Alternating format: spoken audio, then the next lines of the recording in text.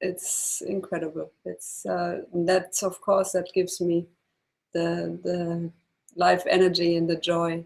And I think that's what you see, Elizaveta, when you see Дэва and I. We came, our love and our connection was born in a very unique environment, you know? And all the things that I've been told were going to make me happy, like drugs and sex and music and money, whatever, all that stuff, it just started to make no sense.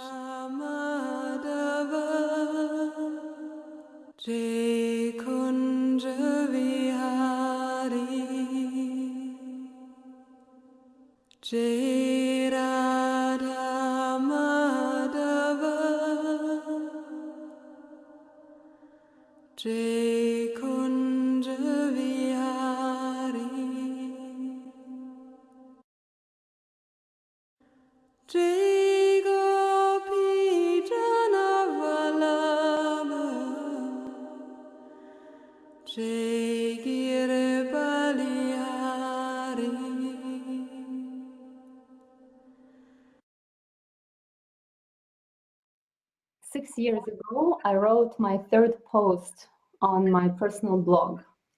And this is the first paragraph of this post I would like to read for you. When I first heard the voice of Дэва Премал singing Mula Mantra, I felt the touch of eternity.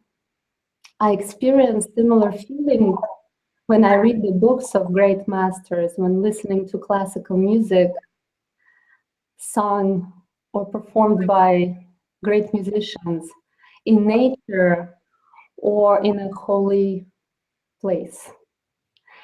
And when I heard your voice, when I heard your just powerful, not in a sense of strong emotion, but powerful by the ability to go really deep inside you, I felt transformed. And 6 years ago, I was completely lost. I was looking for inspiration, and you and Miten became that inspiration that gave me hope that this brilliant life that you have created for yourself could be possible for me too. And this interview, I hope, will inspire women and men and people who are looking for their joy, for their mastery, for their perfect partner, to help them understand and to help them get inspired that this life is also possible for them. 6 years ago, you gave me this feeling that if they could do it, maybe I can do it as well. Maybe I can find my perfect job, my perfect way to serve others, create my ideal partnership and travel the world and live, like you say, in a bubble of paradise. And today I'm really close to that place.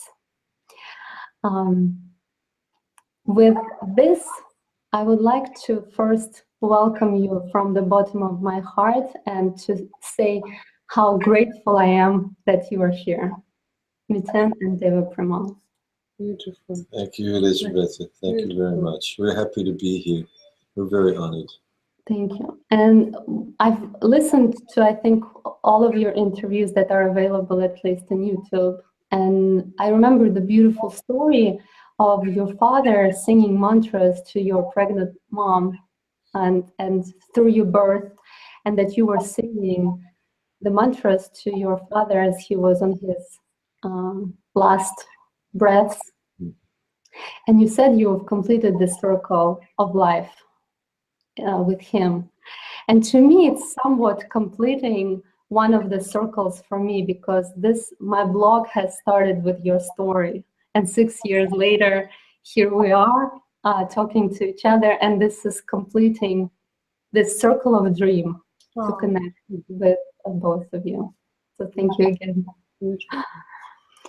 And I would like to start with this question. How are you so beautiful and radiating. What is it that gives you this inner radiance? I've never seen you during an interview when you were tired, when you didn't look connected to each other or to some sort of source. You always seem to be in a high state. What is it that helps you get into that state?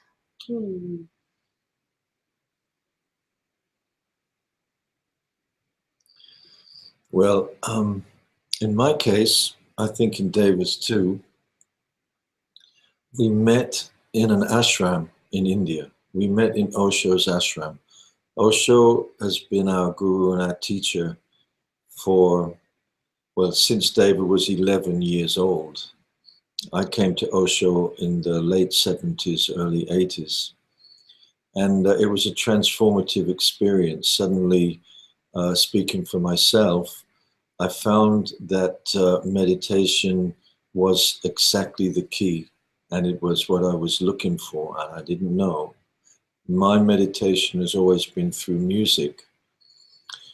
But because I was in the rock business, I was damaged by the business side of it. So my heart was hurting, and my music was confused with ambition and financial gain and money and being famous. And when I came to Osho, I encountered a different world, a world where the values had changed from the values that I'd been used to in my old world. And I think that's what you see, Elizaveta, when you see Дэва and I. We came, our love and our connection was born in a very unique environment. It was an environment where people were gathered to confront themselves and to look for what is real in life, you know. And because we met in that environment, I think, and we met with a very inspired master and teacher, we've just lived in a very simple and loving way ever since. And that's the radiance. I mean, it just feels like we are, basically I live the life I couldn't even have dreamt up. I couldn't have envisaged a life like this if I wouldn't have had the imagination, you know. I'm not so creative to imagine a life like this, you know. So I'm just, I mean, if I wasn't happy, then something would be terribly wrong, because I'm just so grateful, so nourished, doing the right thing for me, you know, what feels in tune with my nature on all levels, like all the different aspects of our life nourish the different aspects of me. Being together with my beloved, being creative, it's incredible. It's that's, of course, that gives me the life energy and the joy and the love. And I think what you also feel is love, because we feel so much love between each other and also between the people who come and share with us, like you, like the people in the concerts, like the people we travel with to do the concerts. We are, our team, we feel like we are surrounded by in a loving environment, very connected and very supportive, and that's like one of the most important things for the soul to be happy and to flower. I was going to say that we've felt like that ever since we met. It hasn't been you know, it had nothing to do with our so-called success in the world. It was just there, and we were. But you know, it's not for everyone. But the way we live, it suits us. You know, we've never tried to have any kind of therapy sessions or any couple sessions. We've never really gone there, because the flow between us is just very natural. And there's a song that we have called Exactly As It Is. And it says it's a natural affair. There's no mystery there. Usually in a relationship, there remains some kind of mystery, something that maybe you're holding back from your partner, some deeper thing. But we actually pretty much live exactly as you see. What you see is what you get. What you see. This is awesome. So when people go through this deep transformational experience, letting go of their ambitions, like you were letting go of your rock music industry ambitions, generally and typically from what I know, from my personal experience and from experience of my friends, it can be a pretty harsh cleansing process when like your whole all your limiting beliefs, something you've been holding on for years, and maybe something that your parents wanted you to do with your own life, you're basically saying no to any of this, and you're trying to find just yourself. Was it a painful experience for you, or it was easy? Sure. You know, when you go to an ashram, you're not going to a holiday camp. You really have to face your demons. That's why we're there. So there was an incredible amount of tears and an incredible amount of personal depth of search to find out what was beneath the conditionings and the concepts that I thought I carried. And once you, so yeah, it's a very intense world to go into the world of meditation, because you are very much confronted with yourself. So yeah, the work has to be done. I don't know, for me it's a little bit of a different journey. Miten's really gone through this very strong transformative experience where his whole life changed from one direction to the other. For me, I came to Osho when I was so young, and to meditation when I was so young, and so it just feels more like it was like a growing, you know. There was no big upheaval or crisis or pain, or, you know, of course I had heartache, I broke up from a boyfriend and I was heartbroken, of course, this kind of smaller things, but for me it feels more like a growth, you know, but it didn't have like the hurricanes in it. Didn't have hurricanes in it. Miten, how long did it take you to be completely free from those old? Well, in one way, it took that. It was so fast. As soon as I was faced with the master, I could feel my life change, and then I had to do the work. You know.